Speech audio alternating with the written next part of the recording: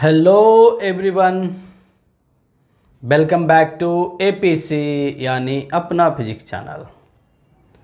And today we will study principle of superposition of electric field. Yes, principle of superposition of electric field. What is principle of superposition of electric field?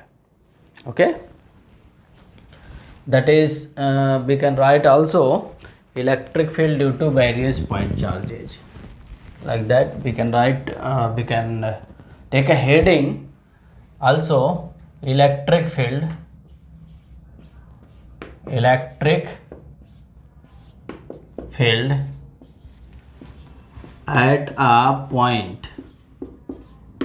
at a point due to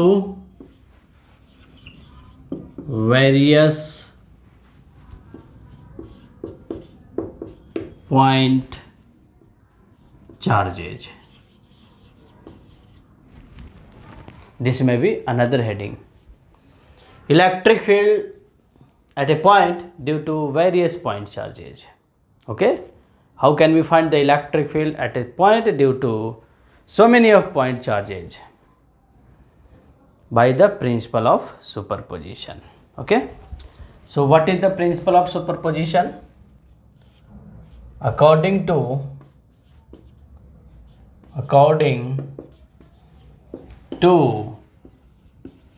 principle of superposition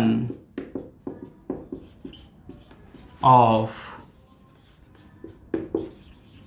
electric field.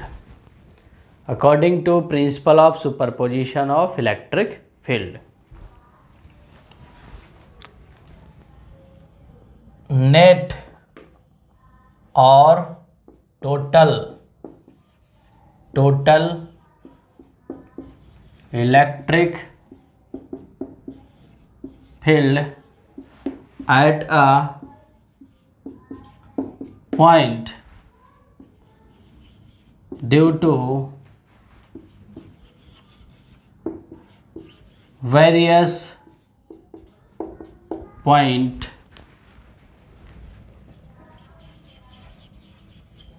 charges is equal to vector sum of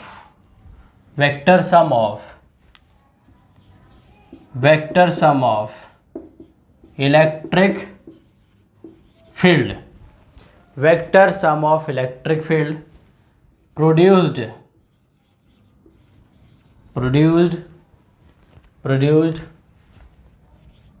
by individual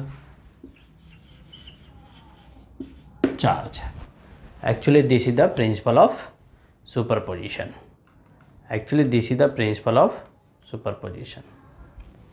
Okay, you can see what is the principle of superposition. According to principle of superposition of electric field, net और total, net बोलिए चाहे आप total बोलिए, net और total electric field at a point due to various point charges is equal to vector sum of electric field produced by the individual charge. देखिए समझ में भी आ जाएगा क्या है. Suppose that this is the Q1 charge and this is the Q2 charge, this is the Q3 charge, this is the Qn charge, and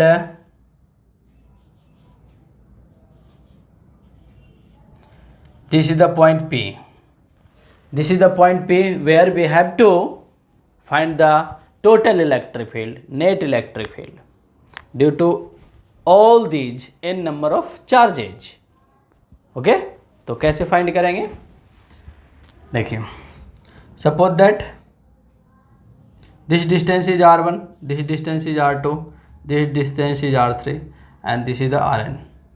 This is the Rn, this is the R3 and this is the Rn. कैसे find करेंगे? तो Q1 कितना electric field produce करेगा point P पे, तो उसको हमने मान लिया E1. उसको हमने क्या मान लिया? E1. E1 is the electric field due to charge Q1 at the point P. Okay, and E2 is the electric field at the point P due to the charge Q2. This is the E2. Okay, and सबको इधर ही क्यों मार रहा है? Suppose that यहाँ पे एक test charge है, Q0 टेस्ट चार्ज है, then this test charge is repelled by Q1 in this direction, and जिस डायरेक्शन में रिपल्सन का डायरेक्शन होगा, जिस डायरेक्शन में अट्रैक्शन का डायरेक्शन होगा, उसी डायरेक्शन में इलेक्ट्रिक फील्ड का भी क्या होता है? डायरेक्शन होता है, because electric field is the vector quantity. And इसके पहले वाला वीडियो में हमने बताया था आपको electric field is equal to क्या बताया था?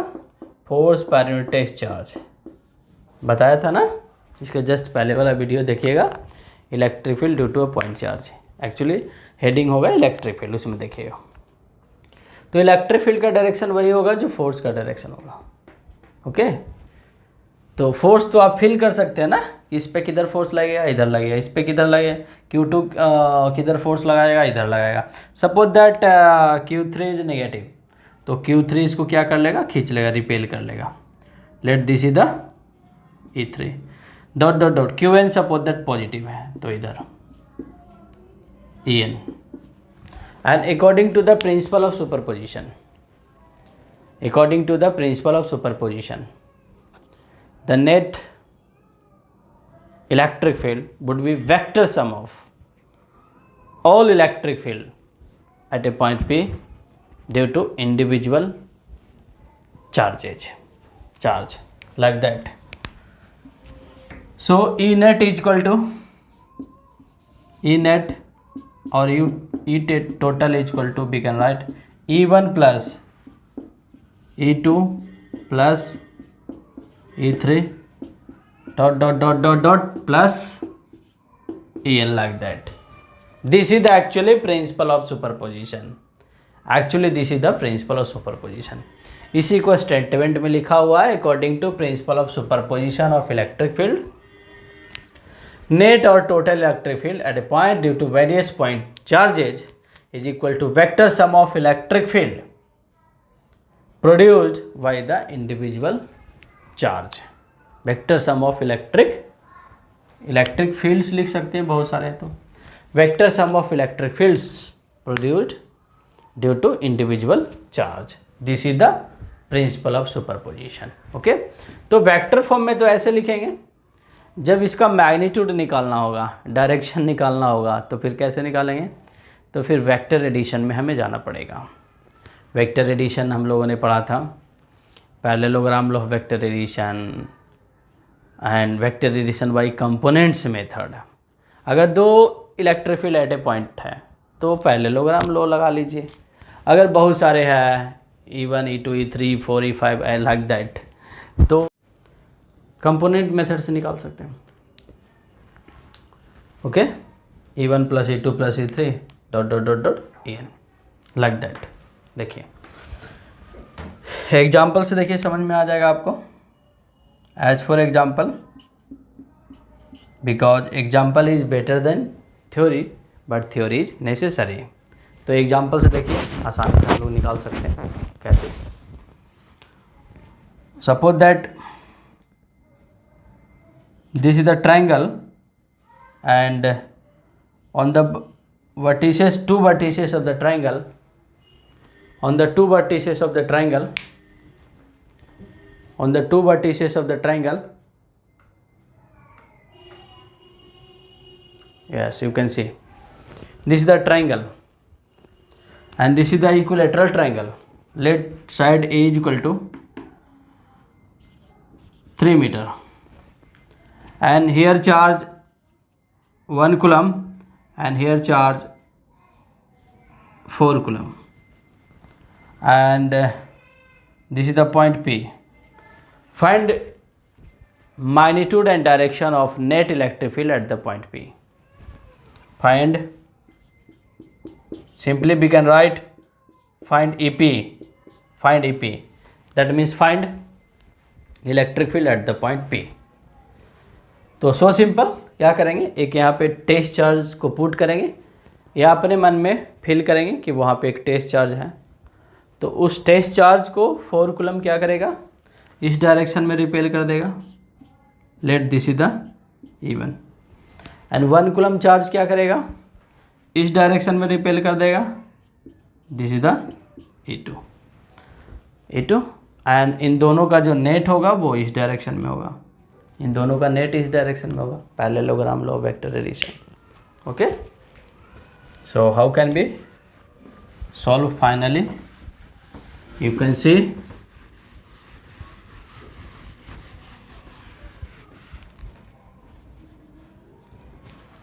इन दोनों का रिजल्टेंट लाइक दैट ऐसे पास करेगा, parallelogram law of vector addition से, this is the EP and we can write it in vector form.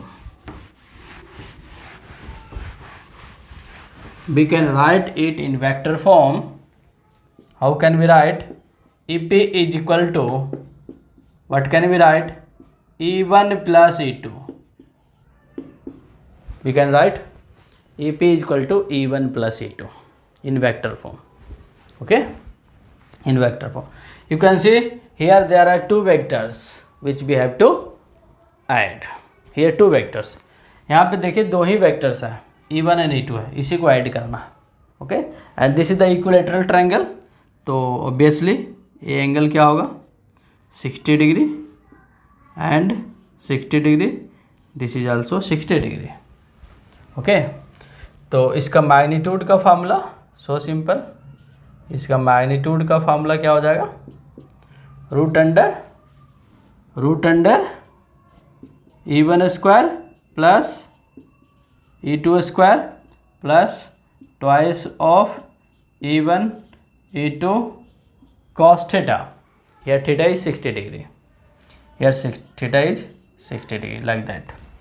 अब इसी को सॉल्व कर देना है, इसी को सॉल्व कर देंगे, पुट कर देंगे वैल्यू, E1 E2 का वैल्यू क्या कर देंगे, पुट कर देंगे.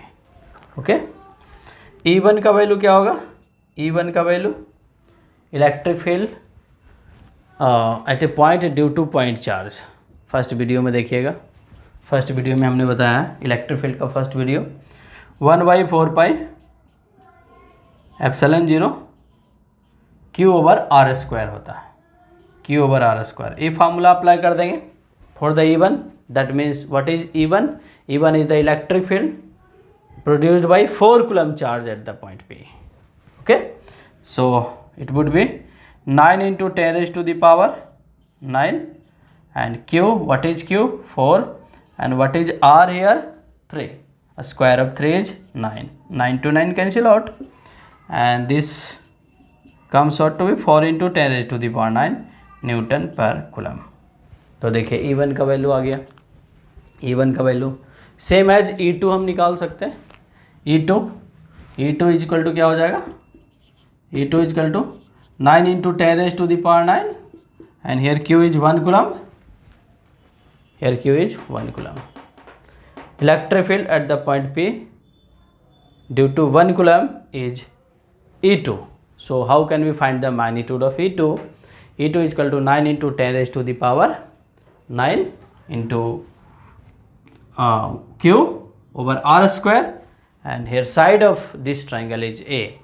So square of 3 is 9. 9 to 9 cancel out. This is 1 into 10 raised to the power 9. अब E1 है, E2 है, इसमें पुट कर देंगे तो EP मैग्नीट्यूड आ जाएगा, E1 square E2 square twice of E1 E2, cosine of 60, cosine of 60 is cos of 60 is half two half cancel out, just put कर देंगे तो मैग्नीट्यूड आ जाएगा. एंड डायरेक्शन कैसे फाइंड करते हैं हम, direction, how can we find the direction of resultant vector in parallelogram law of vector addition. तो डायरेक्शन कैसे फाइंड करते हैं, दैट मीन्स हम डायरेक्शन के लिए ए वाली एंगल निकालते हैं, अल्फ़ा, ए एंगल निकालते हैं, नहीं तो ए वाली एंगल निकालते हैं, angle between resultant and E2 से डायरेक्शन पता चल जाएगा, और angle between resultant and even से भी डायरेक्शन पता चल जाएगा। तो parallelogram law of vector addition में हमने पढ़ा था डायरेक्शन के लिए tan alpha is equal to क्या होगा, tan alpha is equal to अगर अल्फ़ा लिखना है ना तो बी वेक्टर हमारे लिए हो जाएगा, ए वेक्टर E2 होगा। याद कीजिएगा parallelogram law of vector addition में tan alpha is equal to formula होता B sine theta over A plus B cos theta होता है, ये होता है फार्मूला, ये होता है A sine theta over B sine theta over A plus B cos theta. तो बी क्या होता है और ए क्या होता है ना, तो ए होता है, ये देखिए alpha angle and this vector, alpha angle resultant and this vector के बीच का एंगल अल्फ़ा है। तो जिस वेक्टर से अल्फ़ा एंगल होता है, बनाती है, ठीक है ना, दैट इज कॉल्ड द ए, ये हो गया। E2 इजकल टू ए हो गया and E1 is equal to be हो गया। तो यहाँ से tan अल्फ़ा निकालना है ना, तो b sine theta that means E1। अगर इसमें प्रॉब्लम हो रहा है ना तो वेक्टर का एक वीडियो हमारा वो जाके देखिएगा, डायरेक्शन कैसे निकालते हैं पैरेललोग्राम में, वहाँ पे कंप्लीट हो जाएगा। वहाँ पे एक दो एग्जांपल दे करके भी हमने समझाया है। तो देखिए क्या हो जाएगा, E1 sine 60 over b sine theta over a that means E2 plus E1 cos 60। यहाँ से अल्फ़ा का वैल्यू आ जाएगा। आप सोल्व कर सकते हैं ना इसको, E1 का वैल्यू पुट कर सकते हैं। What is value of E1, 4 × 10⁹ is the value of E1। Here an example. Suppose that 4 coulomb charge is at point A and 2 coulomb charge is at point B and separated by distance 10 meter. You can say 4 coulomb charge is at point A and 2 coulomb charge is at point B separated by distance 10 meter. And this is the point P lies in the midpoint between A and B, where we have to find the magnitude and direction of electric field. Find magnitude and direction of electric field at the point P. Okay, तो कैसे बनाएंगे, by the principle of superposition. Principle of superposition से हम बनाएंगे। Okay, देखिए कैसे, बहुत ही simple है। In vector form we can write always E at the point P is equal to E1 plus E2. E1 plus E2. Let E1 is the electric field at the point P due to 4 coulomb charge consider कर लेंगे। 4 coulomb charge की वजह से P point पे electric field है। तो यहाँ पे एक टेस्ट चार्ज रखेंगे ना, तो उस टेस्ट चार्ज को 4 coulomb चार्ज इधर रिपेल कर देगा ना, तो E1 हो गया। And 2 coulomb charge test charge को लेफ्ट डायरेक्शन में रिपेल करेगा, तो क्या हो गया है, E2 हो गया, E2 vector. And E1 vector का देखिए हमने मैग्नीट्यूड थोड़ा बड़ा बनाया है then the magnitude of the E2 vector, because इधर चार्ज 4 coulomb चार्ज है और इधर 2 coulomb चार्ज है। 4 coulomb चार्ज का रिपल्शन ज़्यादा होगा than the 2 coulomb charge, that's why इसका लेंथ थोड़ा सा हमने बड़ा बनाया। देखिए you can see its length is more than this length. Okay, ये हो गया। तो वेक्टर फॉर्म में ऑलवेज हम लिखेंगे E1 plus E2 vector form में। ओके, अब यहाँ पे दो वेक्टर है एंड अपोजिट डायरेक्शन का वेक्टर है, दैट मीन्स दोनों वेक्टर के बीच का एंगल कितना है, 180 डिग्री है। तो parallelogram law of vector addition से हम कैसे सोल्व करते हैं, सिंपल कैसे सोल्व करेंगे, that means how can B find the magnitude of the point P, magnitude of the electric field at the point P, that means how can B find magnitude of E1 plus E2। Okay, तो दोनों vector opposite direction में है। Okay, तो कैसे find करेंगे, E1 minus E2 कर देंगे, bigger magnitude of vector minus smaller magnitude of vector, E1 minus E2 कर देंगे, bigger magnitude minus smaller magnitude, E1 minus E2, because of here angle is theta is equal to 180 degree parallelogram of vector addition आपको याद होगा, special cases हमने बताया है, आप video में देखिएगा। जब थीटा 180 डिग्री होगा, थीटा 180 डिग्री होगा तो रिजल्टेंट वेक्टर का magnitude r equal to a minus B हो जाता, bigger magnitude of vector minus smaller magnitude of vector, ऐसा कुछ हो जाता है। तो theta equal to 180 degree case में ये हो गया। नाउ E1 कैसे फाइंड करेंगे, E2 कैसे फाइंड करेंगे, E1 कैसे फाइंड करेंगे, E2 कैसे फाइंड करेंगे, सिंपल है।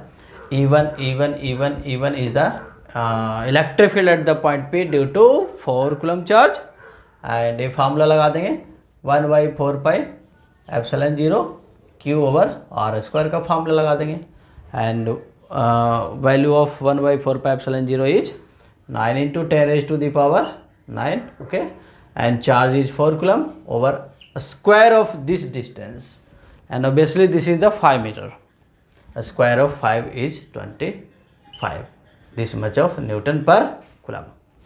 Now E2 is equal to 1/4πε0, and Q is 2 over a square of again 5. Why 5? Because P and B का बीच का डिस्टेंस 5 मीटर हमने बीच में माना, बीच में नहीं भी हो सकता, तो डिस्टेंस गिवन होगा, डिस्टेंस फाइंड कर लेंगे और उसका हम स्क्वायर करेंगे, okay. That means 9 × 10⁻⁹ 2/25, this much of newton per coulomb. E1 E2 आ गया, ठीक है, E1 E2 आ गया। अब E1 E2 आ गया तो E at the point P is equal to क्या हो जाएगा, E1 माइनस E2 होगा। दैट मीन्स क्या कॉमन आ रहा, 9 × 10⁻⁹/25 कॉमन आ गया, and here 4 minus 2, that means answer is E at the point P is equal to 9 × 10⁻⁹/25 into 2 you can see into 2, 9 × 10⁻⁹ into 2 over 25, ये आ गया, you can see here 9 × 10⁻⁹ 25 into 2, this is the answer.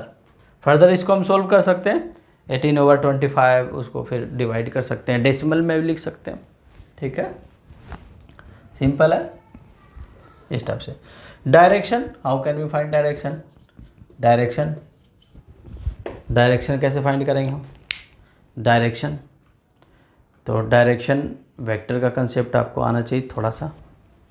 Direction कैसे find करेंगे, in case of 180 degree between दो vectors के बीच का angle 180 degree होता है, तो डायरेक्शन क्या होता है, along the bigger magnitude of vector, simple है। सपोज दैट ए पेन है, इस पेन को दो आदमी मिलके खींच रहा, इधर सपोज दैट 10 न्यूटन से, इधर 5 न्यूटन से, तो ऑब्वियसली एक किधर खिंचाएगा, जो ज़्यादा फोर्स लगा रहा है, that means along the 10 Newton force, okay. तो इधर ज़्यादा मैग्नीट्यूड से इलेक्ट्रिक फील्ड खींच रहा, दैट मीन्स इलेक्ट्रिक फील्ड का मैग्नीट्यूड इधर राइट डायरेक्शन में ज़्यादा है, लेफ्ट डायरेक्शन में कम है, तो हम लिख सकते हैं, क्या लिख सकते हैं, वेक्टर फॉर्म में लिख सकते हैं, E at the point P is equal to this magnitude is 9 × 10⁻⁹ into 2। चलिए इसको सॉल्व करके लिख देते हैं हम, दैट मीन्स 18/25 लिख देते हैं,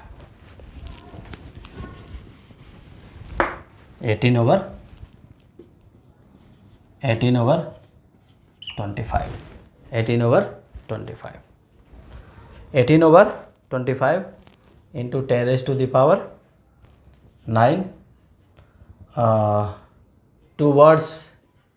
टूवर्ड्स डायरेक्शन लिखने का बहुत सारे तरीके होते हैं, टूवर्ड्स AB, अलोंग AB, और अलोंग AB लिख सकते हैं, अलोंग AB, टूवर्ड्स AB भी लिख सकते हैं, अलोंग AB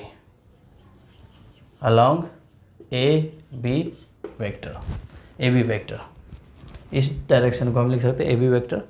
अगर नेट फील्ड का डायरेक्शन इधर होता तो अलॉन्ग बी ए वेक्टर लिख सकते थे ना। आप अलॉन्ग राइट डायरेक्शन कुछ भी लिख दीजिए ना, दैट मीन्स डायरेक्शन सेम आना चाहिए, मीनिंग सेम ही निकलना चाहिए। ओके, तो वेक्टर फॉर्म में आ गया। This is the magnitude, this is the magnitude newton per coulomb along A B vector, along A B vector. Okay, I hope समझ में आ गया होगा, बहुत ही सिंपल है। ओके, अब अगर एक साइड अगर हम माइनस चार्ज कर दें, एक साइड प्लस और दूसरी साइड माइनस, तब क्या होगा? तब ऐसे ही बनेगा, बट यहाँ पे क्या हो जाएगा? ये प्लस हो जाएगा। क्यों प्लस हो जाएगा? देखिए देखिए समझते हैं। इसी में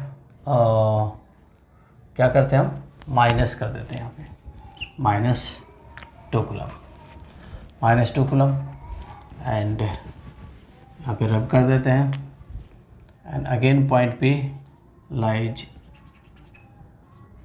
eight exact mid point of the A and B. तो find magnitude and direction of the electric field, that means find EP, find EP. What would be the EP? EP का वैल्यू क्या होगा? Find EP, find EP vector, EP vector लिख दिया ना, तो magnitude and direction दोनों find करना है, because vector has two things, magnitude as well as direction, that's why दोनों लिखना है आपको। ओके, तो क्या करेंगे? यहाँ पे टेस्ट चार्ज रखेंगे, तो उस टेस्ट चार्ज को 4 कूलम चार्ज इसको इधर रिपेल कर देगा। Okay, and 2 coulomb -2 coulomb charge क्या करेगा? इधर अट्रैक्ट कर लेगा। That means 4 coulomb charge repel कर दिया, तो हमने E1 मान लिया, ये बड़ा वाला लेंथ है ना, हमने E1 मान लिया। -2 कूलम चार्ज इसको इधर खींच लेगा, अट्रैक्ट कर लेगा, तो हमने E2 मान लिया। अब दोनों वेक्टर का डायरेक्शन सेम हो गया, तो याद कीजिए parallelogram law of vector addition. जब दोनों वेक्टर का डायरेक्शन सेम होगा, जब दोनों वेक्टर का डायरेक्शन क्या होगा? सेम होगा, तो रिजल्टेंट वेक्टर का मैग्नीट्यूड कैसे निकालेंगे? वेक्टर फॉर्म में कैसे लिखेंगे? EP = E1 + E2। कैसे? Principal of superposition, from principal of superposition, from principal of superposition क्या लिखेंगे? E at the point P = E1 + E2। अगर 3 फील्ड होगा तो E1 + E2 + E3, 4 फील्ड होगा तो E1 + E2 + E3 + E4 and so on. ये हो गया। वेक्टर फॉर्म में तो हम ऐसे ही लिखेंगे। अब इसका मैग्नीट्यूड लिखना है, अब इसका मैग्नीट्यूड लिखना है, मैग्नीट्यूड लिखना है तो कैसे लिखेंगे?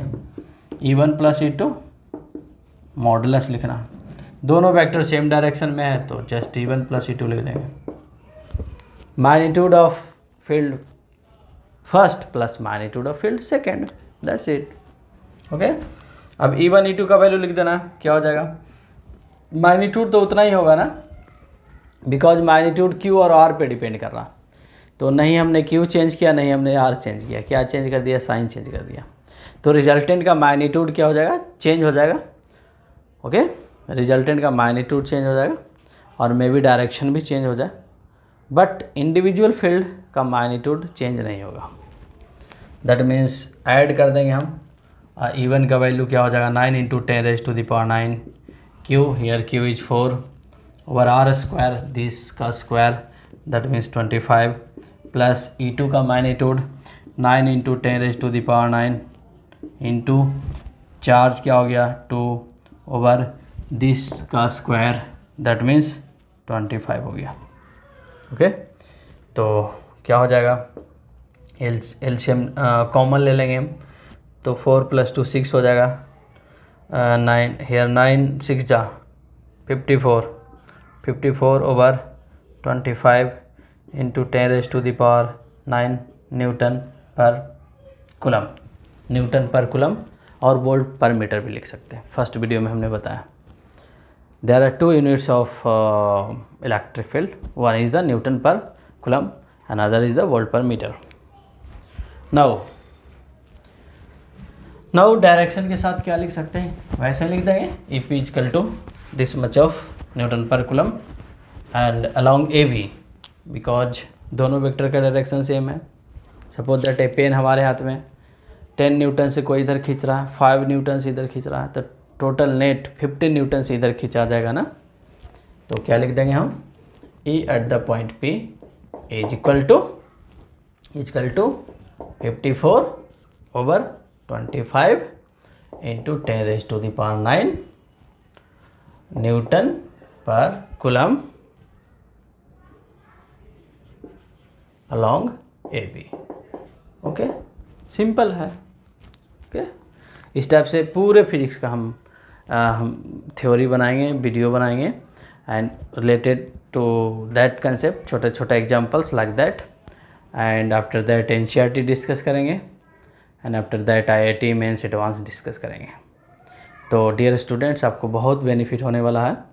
तो आप चैनल को थोड़ा ग्रो कीजिए, सब्सक्राइब कीजिए एंड शेयर कीजिए, अपने फ्रेंड्स को बताइए कि एक ऐसा चैनल है जहाँ पे पूरा फिजिक्स पढ़ाया जाएगा, फ्री ऑफ कॉस्ट पढ़ाया जाएगा। एंड ऑलरेडी आप लोग से हम प्रॉमिस कर चुके हैं कि जब तक हम टीचिंग लाइन में रहेंगे ऐसे ही मस्त बिंदास फ्री पढ़ाते रहेंगे। बिकॉज ऑनलाइन तो कम से कम फ्री होना चाहिए, ऐसे ऑनलाइन यूट्यूब पे तो फ्री ही होना चाहिए, बिल्कुल फ्री होना चाहिए। ऐसे बहुत सारे ऐसे टीचर्स भरे पड़े हैं जो ऑनलाइन में भी यूट्यूब पे भी पैसे लेकर के पढ़ा रहे हैं। तो हमने सोचा है कि अपने कंट्री को, जब इतने मेहनत करके फिजिक्स सीखे हैं, तो अपने कंट्री के बच्चे को बिल्कुल एब्सोल्युटली फ्री फिजिक्स पढ़ाया जाए।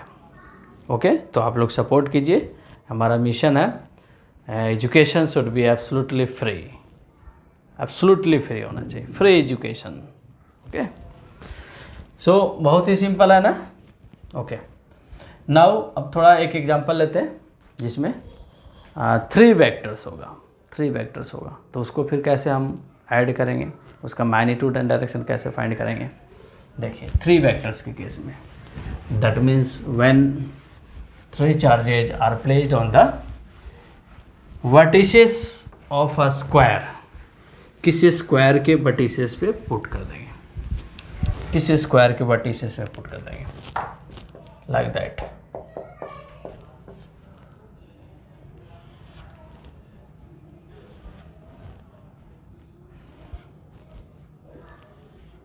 like that. Suppose that here 2 coulomb charge and here 4 coulomb charge and here 6 coulomb charge, like that. And side of the square is A is equal to let 3 metre. 3 metre इसलिए मानते हैं because electric field का magnitude निकालने के लिए 3 का square करेंगे तो 9 हो जाएगा। तो जब 9 होगा ना तो कुछ कटेगा, इसलिए जनरली 3 मान लेते हैं। 9 × 10⁹ का स्क्वायर करेंगे तो 9 to 9 कैंसिल हो जाएगा। सिंपल थोड़ा कैलकुलेशन हो जाएगा। जैसे मानने का आप कुछ भी मान सकते हैं। ओके,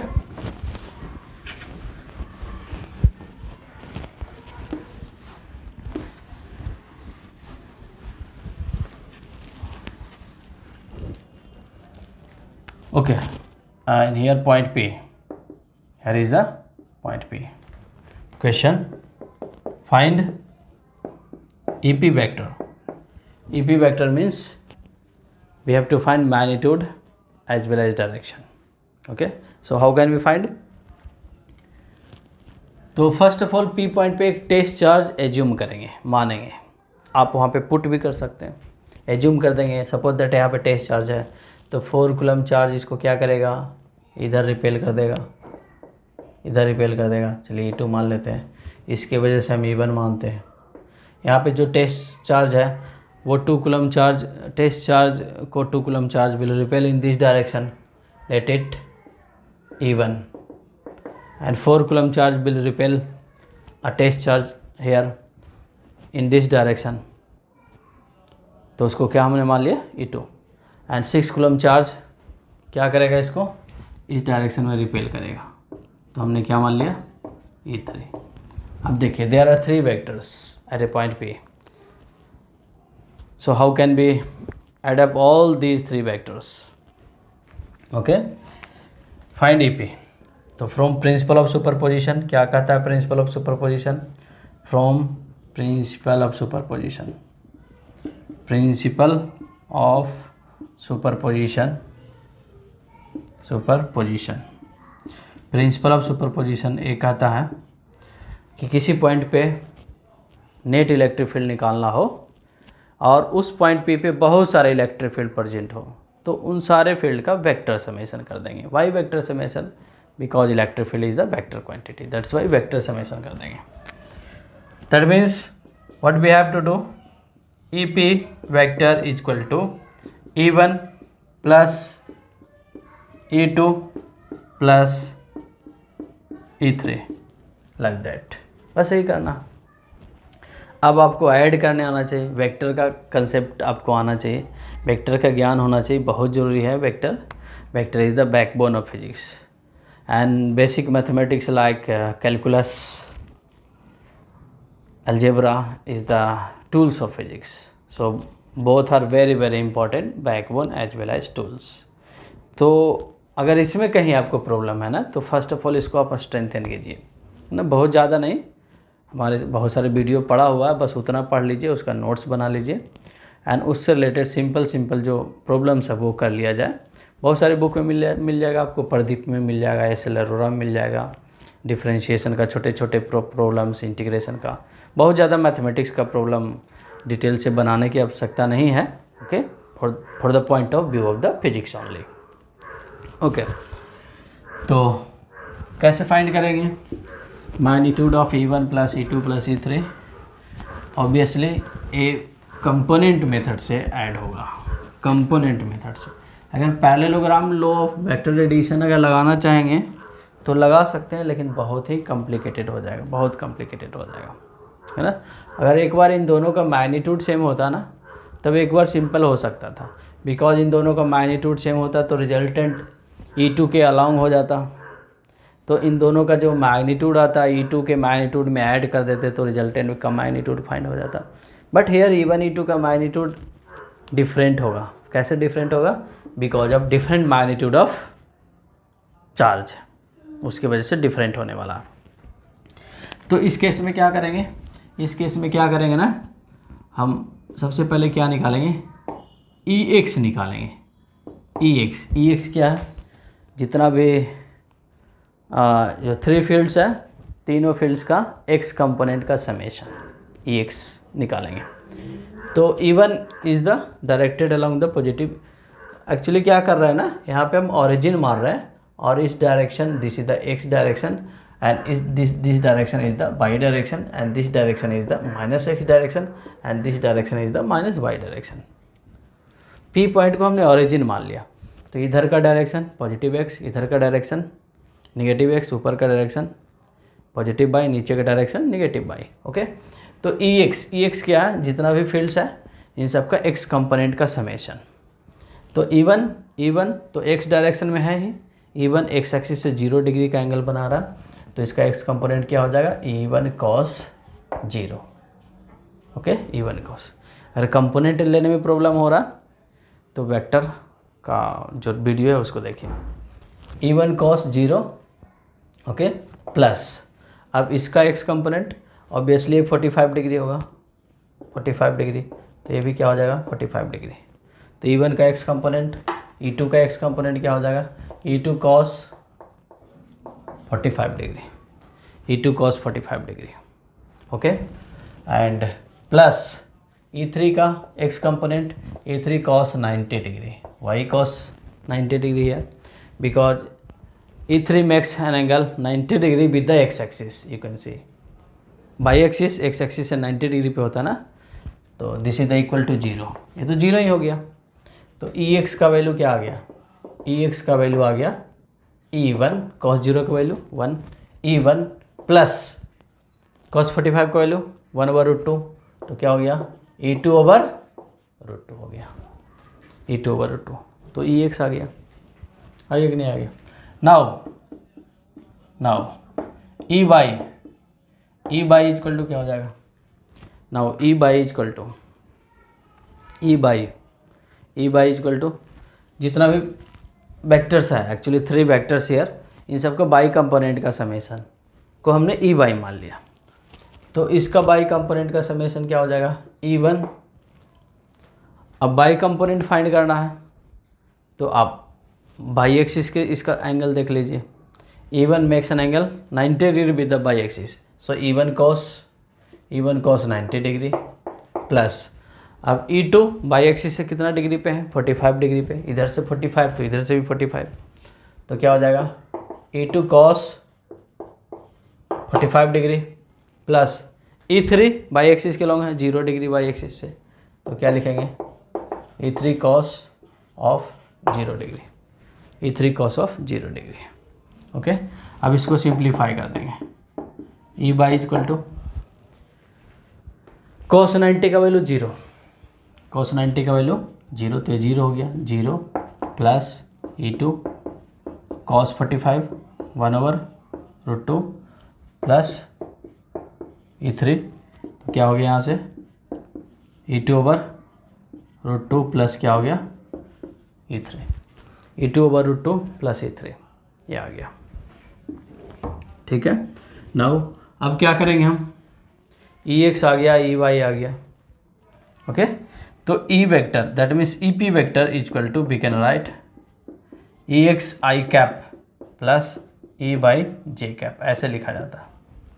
अगर कंपोनेंट मेथड से वेक्टर ऐड करने नहीं आता ना, तो वेक्टर का वीडियो देखिए, आपको ज़रूर आ जाएगा। EP equal to Ex I cap plus E y J cap, x axis के अलॉन्ग Ex है, that's why I cap, y axis के अलॉन्ग है, दैट्स वाई J कैप, है ना। अगर ये निगेटिव आ गया, इसका मतलब this vector is directed along the negative x axis, अगर निगेटिव आ गया that means this vector is directed along the negative y axis. Okay, now EP vector का मैग्नीट्यूड आप कैसे निकालेंगे, सिंपल है, दोनों वेक्टर के बीच का एंगल 90 डिग्री है, एक्स एक्सिस बाई एक्सिस के बीच का एंगल 90 डिग्री होता है, तो डायरेक्ट क्या कर देंगे हम EX square plus E by square, EX square plus E by square find हो जाएगा ना, बहुत सिंपल है, EX square plus E by square, EX square plus E by square. Okay, आप वीडियो पॉज करके इसको आप नोट कर सकते हैं। बहुत सिंपल, बहुत इम्पोर्टेंट इस टाइप के क्वेश्चंस कंपटीशन में पूछे जाते हैं, बोर्ड एग्जाम में पूछे जाते हैं। ओके, तो ये आ गया, तो मैग्नीट्यूड निकल गया ना, इस फार्मूले से क्या निकल जाएगा, मैग्नीट्यूड निकल जाएगा, इस फार्मूले से मैग्नीट्यूड निकल जाएगा, इस फार्मूले से मैग्नीट्यूड निकल जाएगा, यू कैन सी, इस फार्मूले से क्या निकल जाएगा, मैग्नीट्यूड निकल जाएगा। ओके, अब देखिए डायरेक्शन कैसे निकालेंगे, डायरेक्शन के लिए tan theta equal to E y over EX कर देंगे, तो इस फार्मूले से डायरेक्शन निकल जाएगा, for the direction, for the direction, direction के लिए हम tan theta equal to E y over EX, E y over EX, E y तो यहाँ से आ ही जाएगा, इसको सॉल्व कर लेंगे, this is the E Y, this is the E by and this is the EX, this is the E Y, this is the EX। Okay, and E by EX निकालने के लिए आपको क्या करना पड़ेगा, E1 का वैल्यू फाइंड करना पड़ेगा, E1, E2 एंड E3 का वैल्यू। तो E1 इज इक्वल टू क्या होगा, what is E1, E1 is the electric field at the point P due to 2 coulomb charge, तो E1 इज इक्वल टू क्या होगा 9 × 10⁻⁹ and here 2 Q over R square and R is 3, square of 3 is 9, देखिए cut गया ना, simple थोड़ा calculation हो गया, 2 × 10⁻⁹ newton per coulomb. Now E2 का मैग्नीट्यूड क्या होगा, E2 का मैग्नीट्यूड क्या होगा, what would be the magnitude of E2, E2 का मैग्नीट्यूड क्या होगा, E2 क्या है, E2 electric field at the point P due to 4 coulomb charge. Okay, तो इसको फाइंड करने के लिए ना हमको ये वाला डिस्टेंस चाहिए, ये डायगोनल चाहिए, तो डायगोनल क्या होता है, डायगोनल होता है A√2 होता है, दैट मीन्स 3 क्या हो गया 2 हो गया, तो इसका क्या हो जाएगा 9 × 10⁻⁹ and into Q is 4 over square of A√2, that means square of 3√2, that means 9 × 2, 9 to 9 cancel and here 2, 4 2 जा 2 है ना, सॉरी 2 2 जा 4, 2 2 जा 4, तो क्या हो जाएगा 2 × 10⁻⁹ न्यूटन पर कूलम, इतना आ गया। तो E1 आ गया, E1 का मैग्नीट्यूड इतना, E2 का मैग्नीट्यूड इतना, तो आप Ex फाइंड कर लेंगे। E1 E2 का मैग्नीट्यूड, तो Ex क्या हो जाएगा, Ex हो जाएगा 2 × 10⁻⁹ प्लस यस ये भी कितना आ गया 2 × 10⁻⁹, दोनों सेम थिंग आ गया ना, 2 × 10⁹ /√2 इतना कॉमन आ जाएगा। 2 × 10⁻⁹ आप कॉमन ले सकते हैं, 2 × 10⁻⁹ आप क्या ले सकते हैं, कॉमन ले सकते हैं, ठीक है ना। यू कैन सी, आप देख सकते हैं here Ex equal to E1 plus this E1 E2 का वैल्यू पुट कर दिया हम। ओके, नाउ E3 का मैग्नीट्यूड क्या होगा, what would be the magnitude of E3 का मैग्नीट्यूड क्या होगा, सिंपल है, E3 का मैग्नीट्यूड निकालना। E3 equal to E3 is the electric field at the point P due to 6 coulomb charge. तो क्या हो जाएगा 9 × 10⁻⁴ क्या हो गया 9 and Q is 6 over square of this distance, square of 3 is the 9, this is cancel out, so 6 × 10⁻⁹ newton per coulomb. तो हम क्या फाइंड कर सकते हैं, अब हम फाइंड कर सकते हैं E Y, this is the E Y ना, this is the E Y, this is the E Y. अब E बाई हम फाइंड कर सकते हैं, E बाई कैसे फाइंड कर लेंगे, E2 तो पता ही है, E2 2 × 10⁻⁹ है, so this is the 2 × 10⁻⁹ /√2 plus E3 क्या है 6 × 10⁻⁴ क्या है 9 है। ओके, तो क्या आ गया E बाई आ गया। जब E बाई और Ex आ गया तो यहाँ से देखिए EP आ गया, EP आ गया magnitude of net electric field at the point P due to all these 3 charges, पता हो गया। नाउ डायरेक्शन भी पता हो जाएगा, EY/Ex करना है, EY/Ex। तो इस टाइप के क्वेश्चन ना ऐसे बनाएंगे आप। ओके, बहुत इंपॉर्टेंट होते हैं इस टाइप के क्वेश्चन, आप देखिएगा प्रीवियस ईयर ऐसा मिल जाएगा। ओके, बोर्ड हो चाहे कंपटीशंस का हो। ओके, तो ठीक है, इस वीडियो में इतना ही रहने देते हैं, है ना। नेक्स्ट वीडियो में हम आगे बताएंगे। तो इस चैनल को आप आगे बढ़ाइए, सब्सक्राइब कीजिए, मोटिवेट कीजिए लोगों को। ओके, तो इस वीडियो में इतना ही। Thanks for watching this video.